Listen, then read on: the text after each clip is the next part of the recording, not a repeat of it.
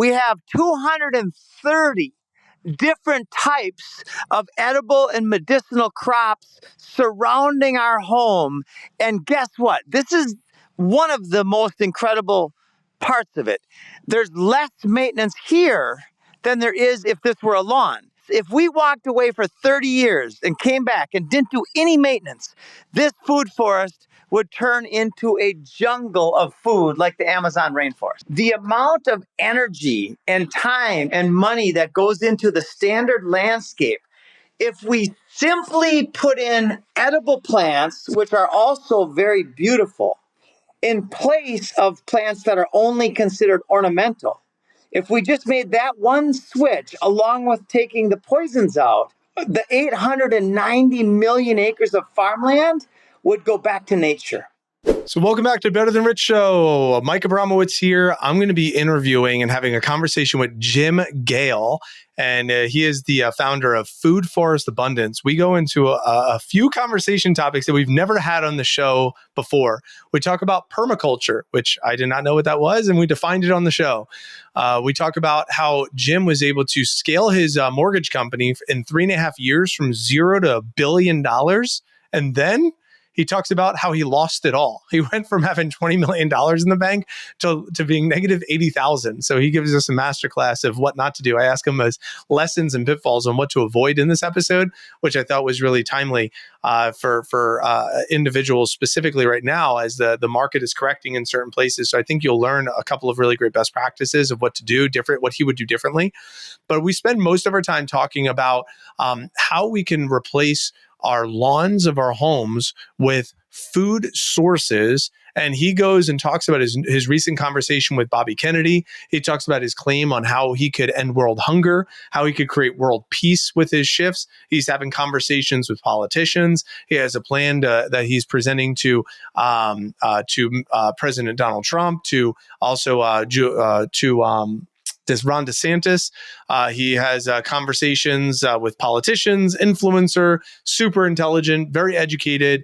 And we even talk a little bit about some conspiracy theory boundaries there that we might explore. Very fun conversation, though. I think you'll enjoy it with Jim Gale. Get ready for another great episode of the Better Than Rich Show.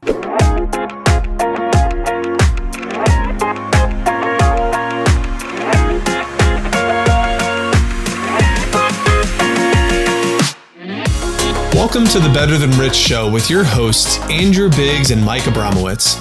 The Better Than Rich Show helps ambitious leaders who are on a mission to leave the world better than they found it, change their perspective on what's important, increase their income and impact, and systemize their life and business. If you've ever struggled with finding your purpose, have felt disconnected or distracted, or found yourself going through the motions, this show will remind you that what you do matters and will re-inspire you to chase your highest dreams. It's time for you to become better than rich.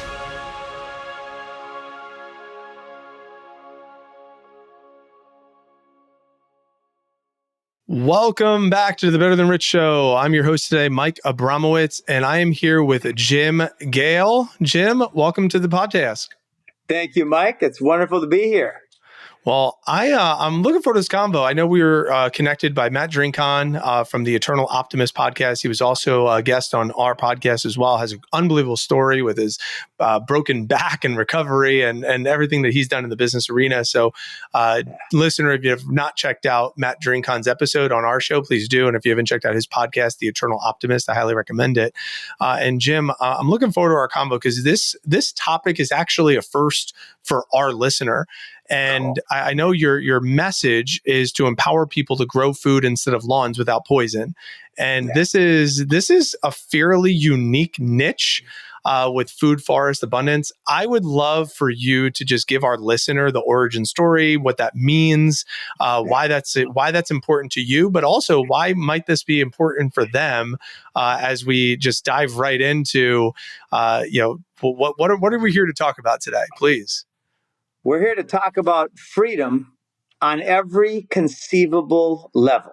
What I'm going to share with you today, Victor Hugo summed it up a couple hundred years ago when he said there's one thing stronger than all of the armies of the world, and that is an idea whose time has come.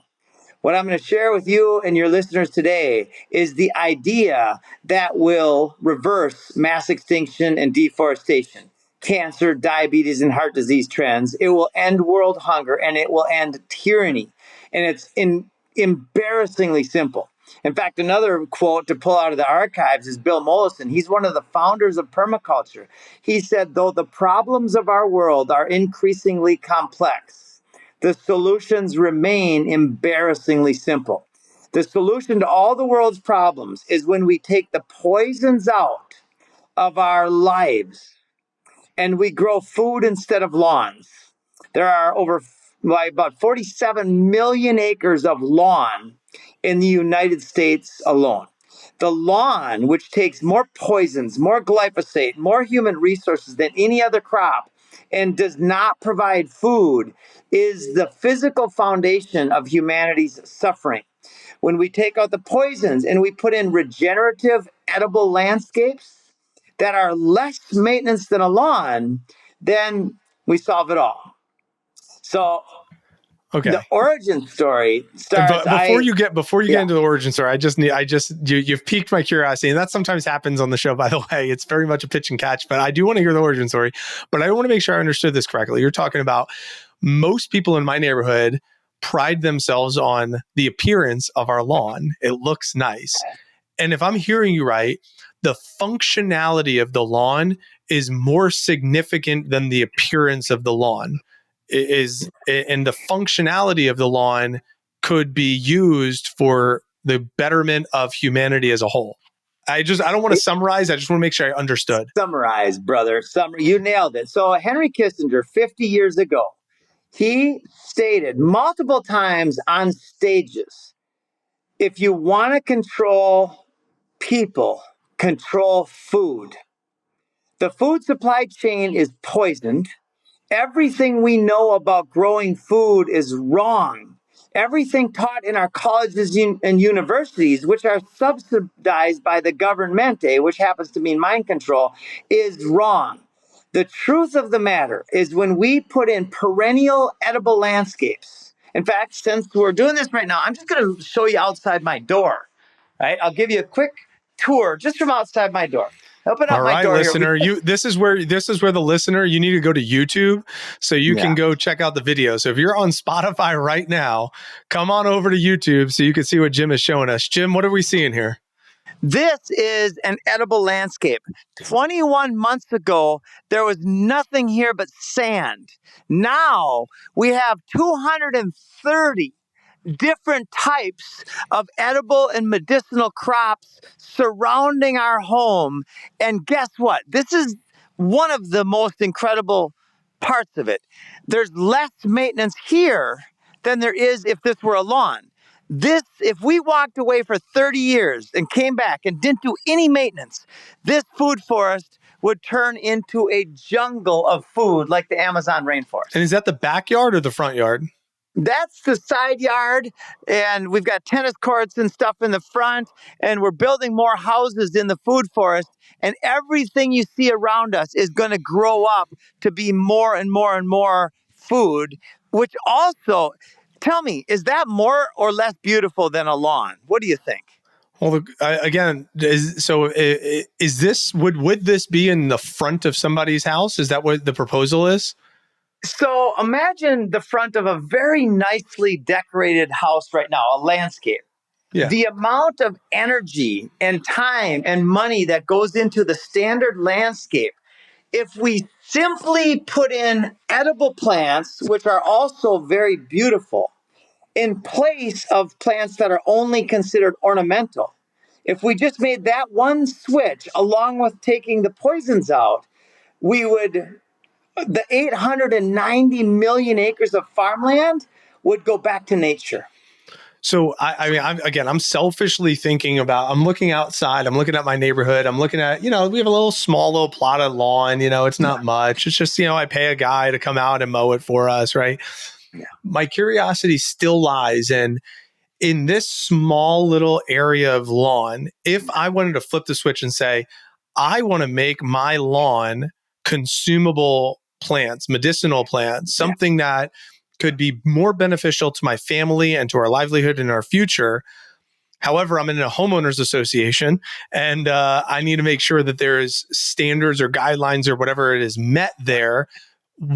Because if what you just showed in the video was in my front lawn, it wouldn't be allowed with an HOA type of situation. So that's why I'm asking these second and third questions of like, I love it.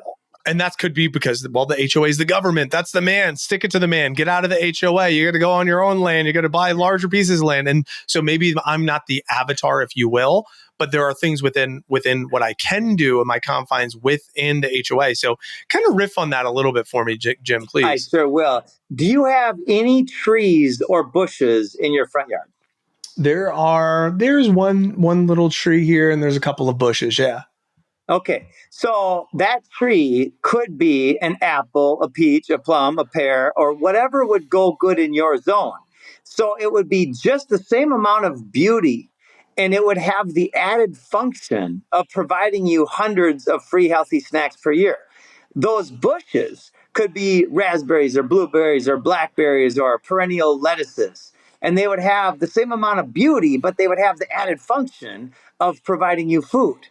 And so the HOAs, at first, when somebody says, I would like to put a food forest in my yard, the HOAs almost always say no.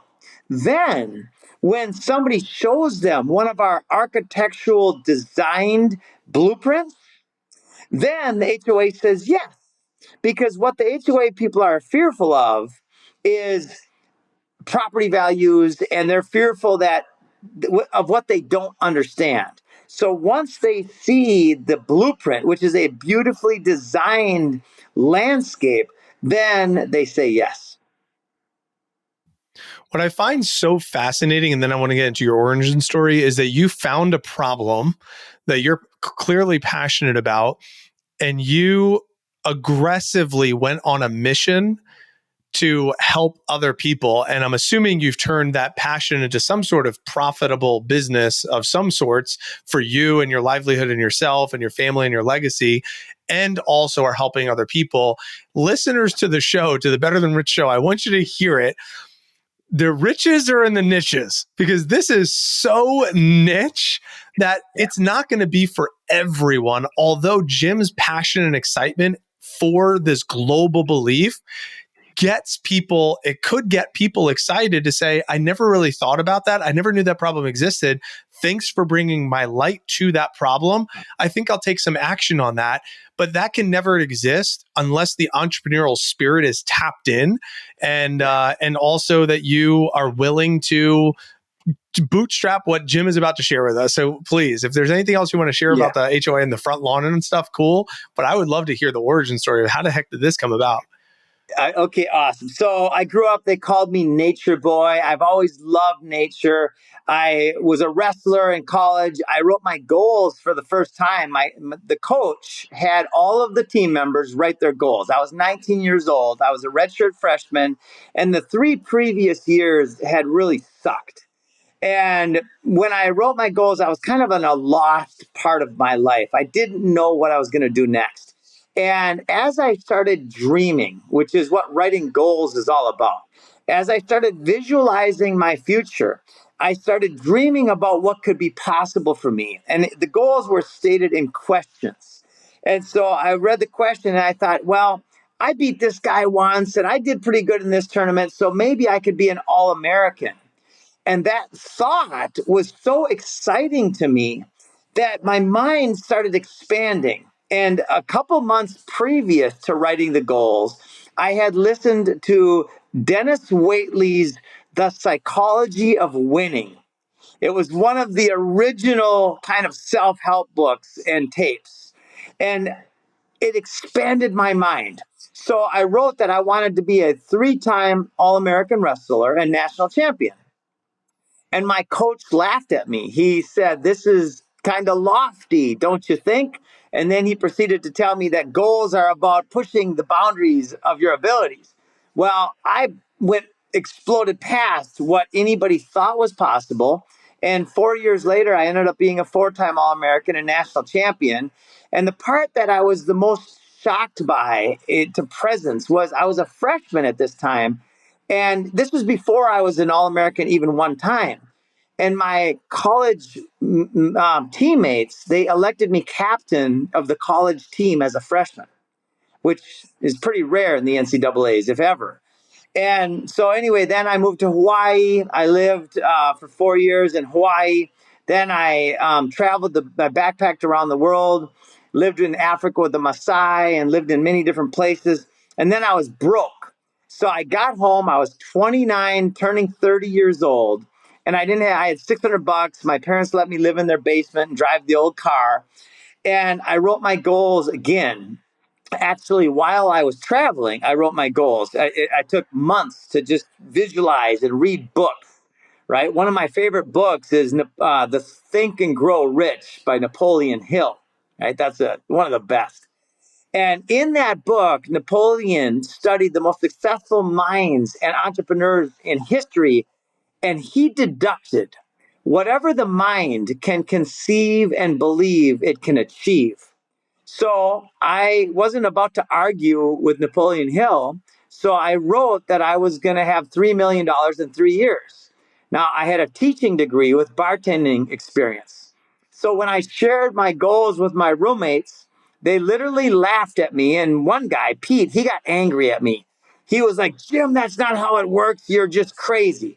Well, 3.5 years later, my mortgage company that I started, without any knowledge of the industry, did $1.3 billion in gross revenue. And I made about $20 million. I bought a boat, lived on the ocean for a year, and then I found Costa Rica. And that's when everything happened in my world. I mean, it was already pretty exciting, but that's when I learned several things. First of all, I had two daughters. My first two, I have four daughters now. And when I had my first couple of daughters, my worldview changed for several reasons. One is because now there's something more important in the world than me. There was something that I was willing to die for. At the same time, I red pilled. I learned what was happening in the world and that we are destroying the planet with our use of poisons, especially. And I learned the why and the how that we are destroying the planet. And then I also learned permaculture. Permaculture is an agricultural design science that has a set of ethics and principles. The ethics are very simple: people care, earth care, and fair share. Now, sharing is a voluntary act, and I like to point that out because some people think that sharing at the point of a government gun is actually sharing when it's not. That's called theft. So, anyway, I red pilled, I learned permaculture, and I had my first two daughters, and I went into 15 years of obsession, of scarcity. Obsession is a scarcity driven emotion.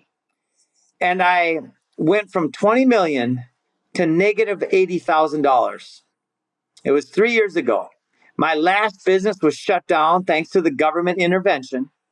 And I was dead broke with no money, no income, and a family to feed. And I was weeping, I was walking, and I was asking for help. And I was open to that help. And something happened at that moment where I literally stepped into the frequency, the energy of faith and courage. I stepped into letting it all go and accepting the message from God, is what I call it because I grew up in Minnesota, right? From the divine. And ever since then, the doors have opened up. The universe has literally shined a light on the path that is going to change the world. And that's what we're doing. We're going to change the world. We are going to inspire and empower a shift in awareness that leads to mass adoption of taking the poisons out of our lives and becoming producers again, as well as consumers. And by the way, the number one poison is fear. When we take the fear out, and we live in presence again, and we allow ourselves to be guided by this incredible system of abundance that we call Earth, anything's possible.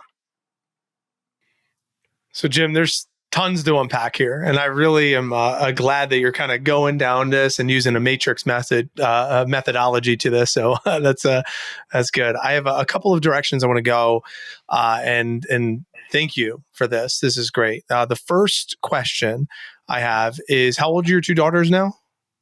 I have four. They're 19, 17, 14, and 4.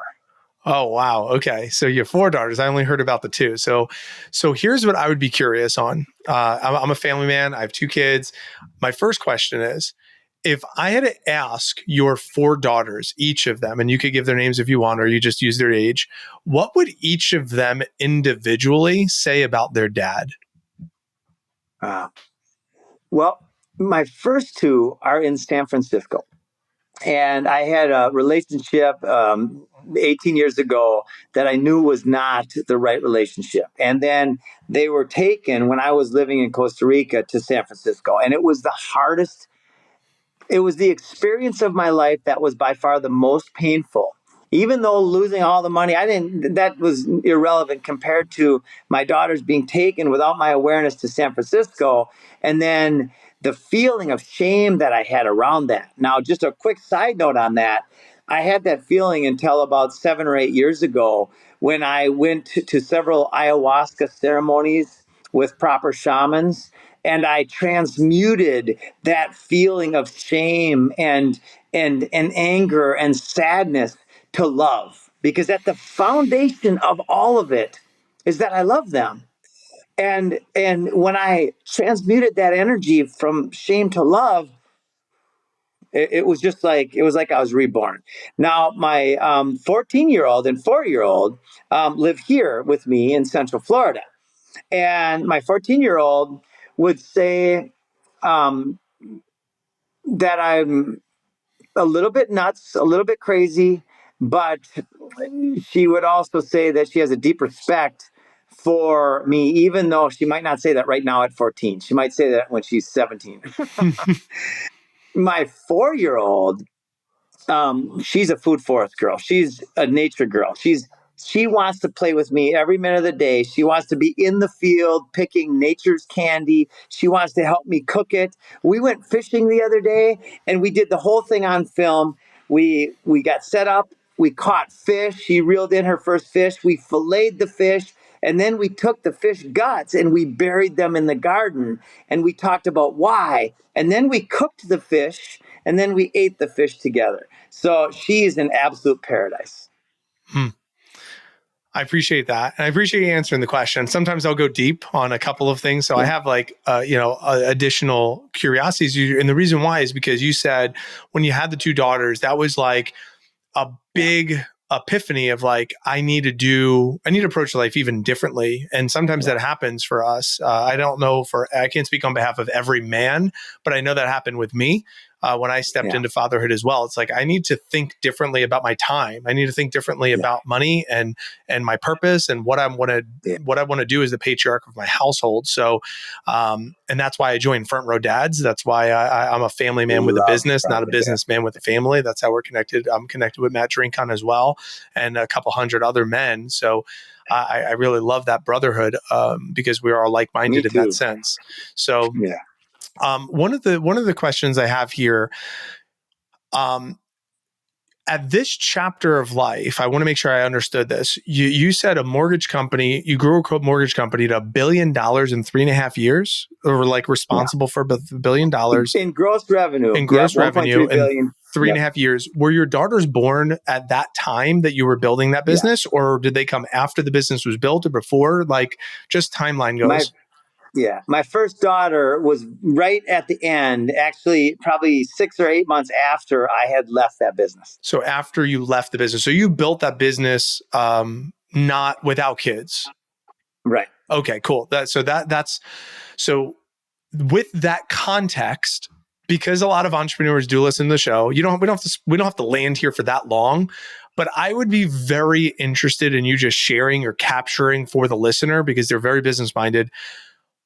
how the hell did you grow a $1 billion gross revenue business in 3.5 years? I know now you don't have the responsibilities of being a father, but like you went Yeah. from living in your mom's basement with $600 in your pocket and then turned that into a 3.5 years, $1 billion. I'd love for you to just soapbox that in some way. Yeah. That would be Yeah. helpful. And then we'll come back to the, to permaculture, which I had to Yeah. Google to figure out the meaning of. So, but land here I for just a love it. second. Okay, so basically, by not knowing much about the business and by not having any BS around the business, which means belief systems or bullshit, right? I simply flowed with the energy of it. And it was amazing. It was guided in there's so many synchronicities and coincidences. And I witness this all the time where people come in and their minds are about ready to explode. You could see their grit, their teeth. They're like, "How you're doing this?" It's like by being present, by just simply doing the right thing at the right time and fully committing. I was fully committed to that, and now with a lot more presence, I am fully committed to this. Got it. Cool. Well, I appreciate you like going down memory lane. I know that's not the focus right now, but maybe there's some gifts that a listener can get, just from how to build something really large, really fast, and especially in the Yeah. early 2000s. So with everything you know right now, again, last question I'll ask about this. With everything you know now, to going back to where you were having this $1 billion gross revenue business, would you do anything differently to try to sustain some of that momentum to still Yes. carry into this season? Because it seems like that was kind of left behind in that drop of your revenue. And again, it's not always about money, but you had that loss where you went Yeah. to negative 80,000 from plus, whatever it was, 20 million or whatever you said there. Yeah. I don't That's want to, right. I think those were the numbers. That's right. Yep. So if you were able to carry out this momentum into the future chapters of the future season, maybe there was something to avoid those pitfalls, or maybe there was something with Yes. what you know right now that a listener could say, "Ooh, thanks for the wisdom, Jim. I'm glad, I'm glad you learned those lessons, but thanks for sharing those Oh, lessons with me." yeah. Oh, here's exactly what we did wrong. So when I started the business, it was me and my parents' basement, and I brought in a bunch of friends, and one friend knew more about computers than I did. He didn't know much about computers, but he knew more than I did, which wasn't very much. And he was in charge of the computer part. Another friend knew a little bit more about the industry than I did. And so he was in charge of connecting with the different lenders. And then another guy was a rookie. He was an accountant who literally just graduated that month. And he became our accountant, right? So we had a team of complete rookies in their different fields, and it was a wild. If you've ever seen the movie The Big Short, it completely nailed it. I mean, about the whole mortgage industry. And what I did the first 11 months I was in the industry, by the way, I worked for 3 different companies. And each one of the companies, the first company couldn't get anything closed. The second company could get everything closed because they would just fake the documents. And I learned that when I got a couple months in. I'm like, wait a minute, you're creating W-2s on your computer? And so then I left that company. Then I went to another company that had integrity, but they didn't have expansive goals. So anyway, I learned from these companies, and then I started my own company 11 months in or so. Um, and then when I left the company, this is where I made the huge mistake. So the company was all about the voluntary exchange of value. We had great processing and a foundation of excitement and ethics, and we didn't do the crazy shit that was getting everybody else in trouble. And so when I left, I had still at that time, I still had respect for the legal system and lawyers. And so I asked one of my friends, who I made him the president when I left, and I bought a boat and I lived on the ocean. I bought a motor yacht, 42-foot Carver motor yacht. And I was communicating by phone once a month from the ocean, which wasn't enough. But what we did is we hired a lawyer to come in and replace kind of me and create structure around the business. Well, the lawyer came in and he looked at our contracts. And here's the thing, I did 400 contracts. I took a white piece of paper out, a blank piece of paper. And I said, I explained the revenue structure with the loan officer. And I said, if you could write that down for me, what you think I just said, they would write it down. I would look at it. We would both sign it. That was our contract. It was a 1-page contract about voluntary exchange of value. We had no hooks. Well, we brought a lawyer in after I left, and the lawyer created a 22-page contract. And immediately, about 20% of our top producers left the company. They said, Jim, this isn't what it's all about. This isn't what you created, and I'm going to go do my own thing. I don't want to be here anymore. Then the lawyer started acting lawyerly when things were going wrong. So, for instance, we had a deal where one of our loan officers did something shitty. So we paid the person who was harmed. We just paid them because they were harmed, right? But after we brought the lawyer in, the lawyer said, you don't have to pay that person. You didn't do anything wrong. I said, well, something wrong happened and it's on our watch. So let's pay the person. The lawyer started acting lawyerly, and then another 20% of the people left. And then 6 months later, the mortgage industry dropped by 60% in a 2-month period.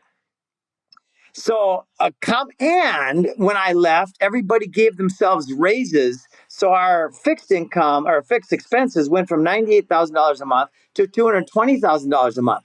So everything happened at the same time. And then I came back, I sold the boat. I came back and I said, I'm either going to fire you, or you buy me out. So they put together a few $100,000 and bought me out. At that point, that's all I get. A year before that, it would have been so many millions, right? Mm. So I got a tiny bit of money out and I walked away and I washed my hands of it. Mm. So what I gather from, and thank you again so much for sharing this, because again, the lessons that we can draw out potentially is, number one, is the who's, right? Like the talent that you surround yourself with. So you started with a bunch of rookies. There wasn't much mentorship. There wasn't like learn from, learn with, like it was just like the who's that you're surrounding yourself with and building your business with and the talent in there. And then number two is principles are important, and then people are really important. And if you're too principled with policy, it's like, this is the policy, you lose the culture, the talent, and the people that helped you kind of build the organization, which is important too. Yeah. And then I think a third like little lesson there might be, again, I don't want to impose it, but you said once a month or once a week was all the communication. So if you're the business owner, I think getting the private yacht and going on the boat and all that time, like the timing of that, it's hard to predict the marketplace and everything. So it's hard to justify like when is now the best time to do it.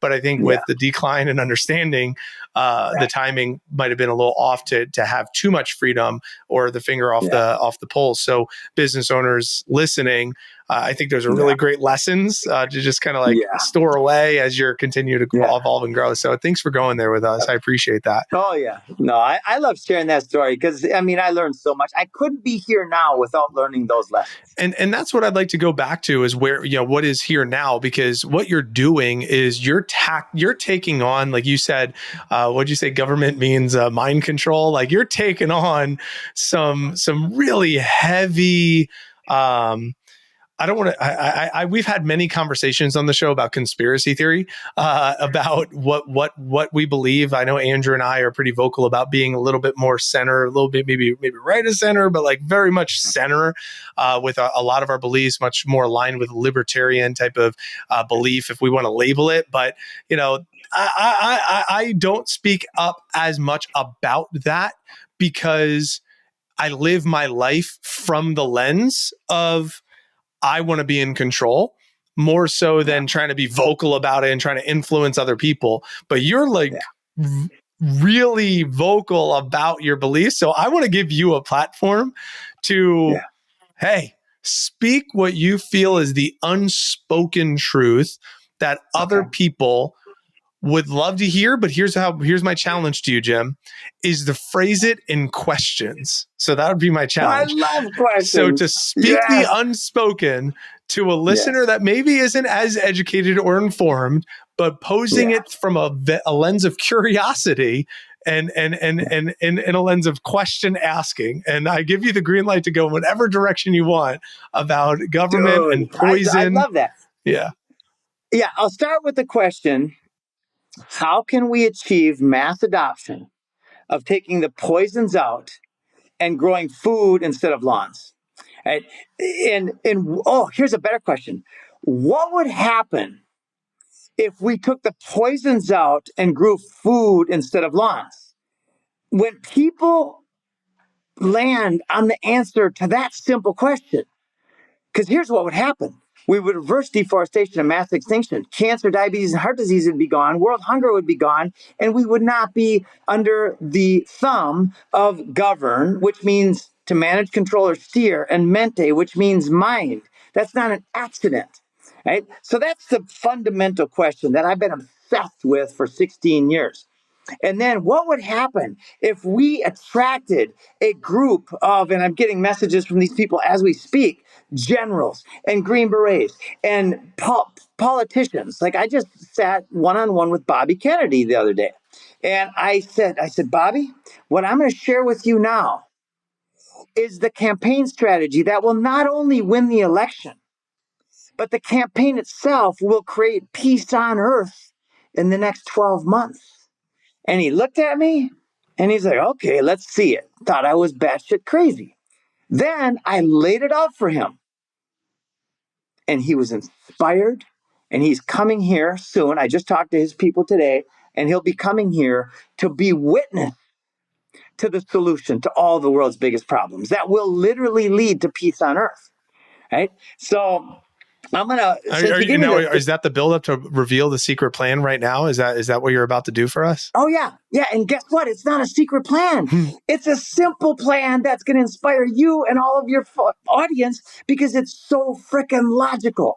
So I said, Bobby, and I created these documents 6 months beforehand. A vision came to me, create these documents. So I had documents, one with Bobby Kennedy, one with Donald Trump, one with Ron DeSantis, and one with that black rapper guy that's running for president, Kanye, right? And each one of them had a claim. Bobby Kennedy's claim was, I'm going to reverse childhood diabetes and depression and suicide by taking the poisons out of the school lunches and the school land. And the kids, the students will learn permaculture, and every school we will become like a Garden of Eden paradise and a nursery. Every school will be part of the new supply chain for food, for organic, poison free food. And the optics and the function of that campaign stop, where Bobby's on his knees digging and planting plants with the students while giving the facts of the matter. And the facts are that when students learn gardening and these techniques, they're healthier, they're more connected, they're happier in every demonstrable and measurable way. So this is not a hypothetical solution to school reform. It's a demonstrated, proven solution to school reform, right? That's just one campaign stop. Then we've got Ron DeSantis in another picture. And by the way, Bobby, as I laid the pictures out, I showed him his first. And then he looked at the next picture and it was of Donald Trump. He goes, that's not me. I said, it could be. And anyway, so I'll go to the Ron DeSantis one. Ron DeSantis, the Florida state budget in 2021 was around $92 billion. And about 17% of that is spent on social services of different kinds. If 5% of the Florida state budget was spent in the way that I'm advocating and demonstrating, that would be $18 billion over 4 years. And $18 billion is 18,000 $1 million food forest installations in the state of Florida. Every park becomes a Garden of Eden with infinite food supply. Every school, every church, every community center. Florida immediately, very quickly becomes a place of infinite health and abundance, which then demonstrates to the world what's possible, right? Then, so that's another campaign stop, putting food forests in parks and schools. The next one is prisons. And anybody, please debate me on this. Please do the research on this and tell me where I might be mistaken. So this has been done before. The prison, they had a deal in California back, I think it was like 30 years ago, where inmates had gardening programs. Not even permaculture programs, which are infinitely better than gardening programs, but they had gardening programs. And the recidivism rate went down by more than 60%. That one fact is mind blowing. And not only that, partly because now, and by the way, the taxpayers for that one program saved $40 million because now the inmates are growing their own food and they're learning a trade. They're learning the most important trade in our world today, and that's how to create life instead of death, right? And then Kanye says, I will end world hunger. And this is so obvious as well. It's basically stacking all those things. And then here's how we create world peace. A person like Bobby Kennedy with our network, which now very quickly, I believe, will be with Joe Rogan. Tucker Carlson loves what we're doing. I believe we'll be talking with him and having him here and Bobby Kennedy. We bring these people together to shine a light on taking the poisons out and turning our army bases into food forest nurseries. When we turn the army bases and we invite the community leaders, the ethical ones in those communities, and we hand over the army bases, we take out the number one cause of recruitment for war, and that's fear and scarcity. Because now we hand back and we say, we are demonstrating that we are not going to be using force and violence against your community anymore. That creates peace on earth. And it's going to happen in the next 12 months. And so I have a couple follow-up questions here, Jim. Again, just going to poke around. Curiosity more so than anything. So poke. And we won't be able to spend so much time poking, but here's a couple of questions. Who's in control of these decisions right now? Because based on your hypothesis of what you're saying, it's the control of the president. I'm not under the impression that the president or a presidential candidate is actually the person who's making these decisions. I'm under the impression that he's kind of like a puppet, doing and saying things that he's being told to say, or do things that is being told to do. And there's a lot of other decision makers behind him. So for me, my background is a big passion in the education system. So I'm going to park there just because I spent 1 year speaking 300 hours to the education system in Pinellas County in Clearwater, Florida, and St. Petersburg, Florida, just trying to influence young people to think for themselves and think differently. So for you to say, oh, this is how we're going to bring this in the education system and inspire nutrition. There is a lot of who's that are behind the decisions of putting new policy. That's essentially what this would be, putting a new policy in place. So how do we go from practicality? Because I don't know if that's the practical. This is simple. It's so simple, but there's a lot of who's that would shut it down. So number one, who are the who's that would shut it down? And number two is, what would their motives be? How could they be how might they be motivated to not shut it down? I'm so glad, Mike, that you asked these questions. Okay, so BlackRock is not only the name, it is the intention. By their fruits, you shall know them. By their deeds. What BlackRock invests in via a computer named Aladdin, and anybody can look this up. Look up, by the way, Larry Douglas Fink. Look up what that means. Each one of those names, look up what that means. And then look up the computer named Aladdin that makes all the bets for BlackRock. The computer was programmed with metrics. So you asked a lot of questions, and I'm going to give you a lot of answers that are going to blow some people's minds.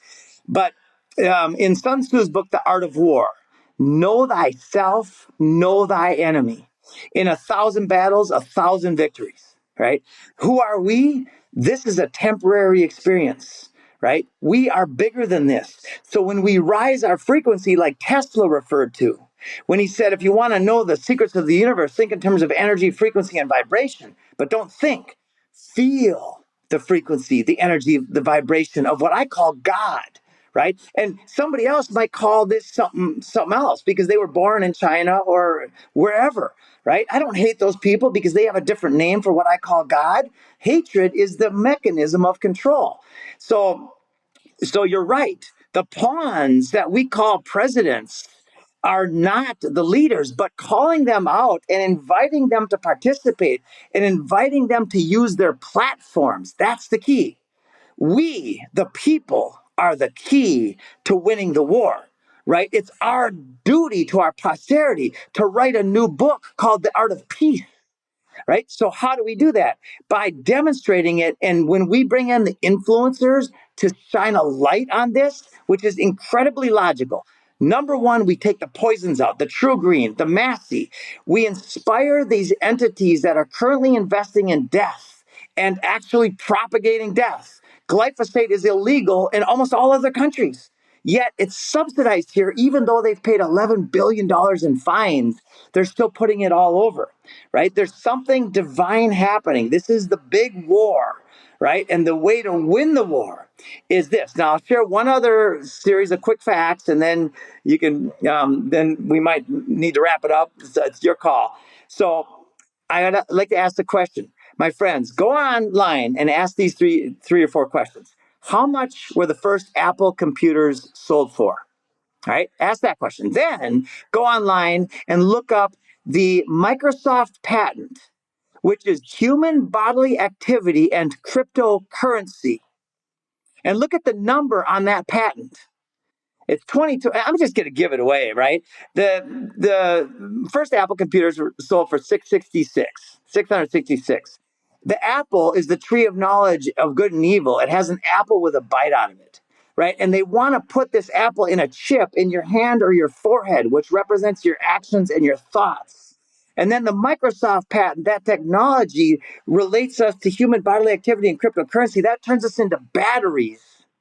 And then you've got the trace bill, which is in Congress, and you can look this up, HR 6666, tracing, reaching, and contacting everyone, right? Now, that's a law to enforce the patent that is spoken about in Revelations. And I'm not a biblical guy. Like this, that just blows my mind. But please look it up as yourself. And then let go of all fear and all scarcity, and we rise above it. You know, we didn't get permits to build any of this stuff here. We didn't ask for permission to do what we're doing. And the governmente is leaving us alone because we are above government. We are directly connected somehow through some divine way. There's something magical happening. Well, first and foremost, again, Jim, love your passion. I think that's really, I think if anyone is listening and you're like, you have different beliefs from Jim, which is fine, but you take anything away is, can you be this passionate about something? And can you build a business that allows you to leverage that passion and create some sort of positive change that you believe is important? And I think that's what I'm gathering from this. I don't necessarily need to say who I think is going to create the biggest change in the world that we live in. I think you know that because of my business. I believe, who do I serve? I serve busy entrepreneurs. Why do I serve busy entrepreneurs? Because I believe entrepreneurs are those who are going to create the massive change that we want to see in the world. So therefore, I'm going to serve that audience. If Jim believes that the people, we the people, are going to create the change in the world, he is going to inspire the people by partnering up with influencers to also inspire those people to create different change in their communities that they live in, or just with their own homes their residents that they live in. I think that's beautiful. What's in your reach? What's in your genius? What are your passions? And then what is your rally cry? How could you get other people inspired from that? And just for the record, because I Googled it, Permaculture is an approach to land management and settlement design that adopts arrangements observed in flourishing natural ecosystems. It includes a set of design principles derived using whole systems thinking, according to Google, just so you know. So just because I haven't used that word, I had to Google it. Jim, this has been a lot of fun. We do ask every guest 3 questions to wrap up each episode. And I'm sure there's going to be a handful of people who are going to be really excited to continue this conversation with you. So we'd love to stay in touch. So the first question is that we ask every guest is, what do you think the world needs most today? And these are short hitting questions, whatever comes top of mind. What do you think the world needs most today? Awareness. We are going through the apocalypse, which means lifting the veil or the great reveal, the great awakening, the ascension. We need awareness. We need to inspire and empower awareness. Great. I know you mentioned a few in the episode. What are 1 to 3 books that you think people should read? Think and Grow Rich, Napoleon Hill, Hawkins' Power versus Force, and I like Living with the Himalayan Masters by Swami Rama. Thank you. A couple new ones there.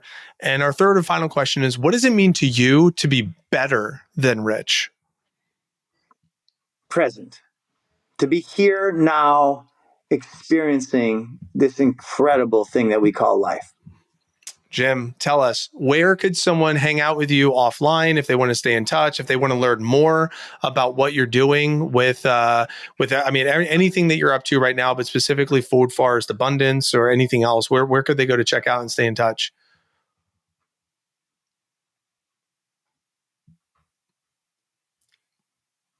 Yep. Hello? Oh, sorry about that. I live in Galt's Landing. It's Galt's, Galts, landing.farm. It's named after John Galt from Atlas Shrugged. We have a completely off-grid paradise community, and we have Airbnbs. We've created a business model. The whole business model around scaling this vision globally. So come stay with us at Galt's Landing. You'll love it. And then if anybody wants to be part of our mission and our vision in any way, go to Food Forest Abundance. That's foodforestabundance.com. And you can even set up a meeting with one of our strategists. And it's free. It's a 30-minute meeting with a professional permaculture designer. And we can help you on the path to being completely self-reliant and free. Great. And that's foodforestabundance.com. And then you said galtlanding.farm. Was that the? Yeah. Galt's, Galts, landing.farm. Galt's Landing. I'm typing into my browser right now. Galtslanding.farm, you said? Yes. Cool. I see it here. We'll put that in the show notes as well. And truly, thank you for bringing just a whole new way of looking at things. I live here in St. Augustine, Florida. We just moved here from Tampa, so we're actually neighbors. So maybe it's something that we make a trip out of at some point. So thank you so much, Jim, for sharing your wisdom and your knowledge and serving your passion in the world that we live in. And listener, obviously we can't have the show without you. So thanks for supporting the show. Thanks for tuning in and listening today. And assuming this episode helped you, share it with a friend. You can follow us on YouTube. You can follow us on social media. And also, if you don't know, Better Than Rich, we are constantly evolving our services. So some people know, some people don't, but we have our virtual assistant services pillar right now available. That is AI-informed virtual assistants that you can go have a team of individuals working for you as you, just not by you. You could check that out at va.betterthanrich.com. And we also have our operator owner coaching program. If you want to build up your own business and build some systems for your business, we'd love to have a conversation with you. You could go to betterthanrich.com/free call and book a call with someone on our team. It's a non-sales call. We'll help you out. So again, until next time, as always, leave today better than you found it. Cheers, everyone. Thanks for listening. If you enjoyed this episode and you'd like to help support the show, please share it with others, post about it on social media, or leave a rating and review. To catch all the latest from us, you can follow us on Instagram at betterthan_rich and join our Facebook group at The Better Than Rich Show. Thanks again for listening. We look forward to seeing you next time. And remember, leave today better than you found it.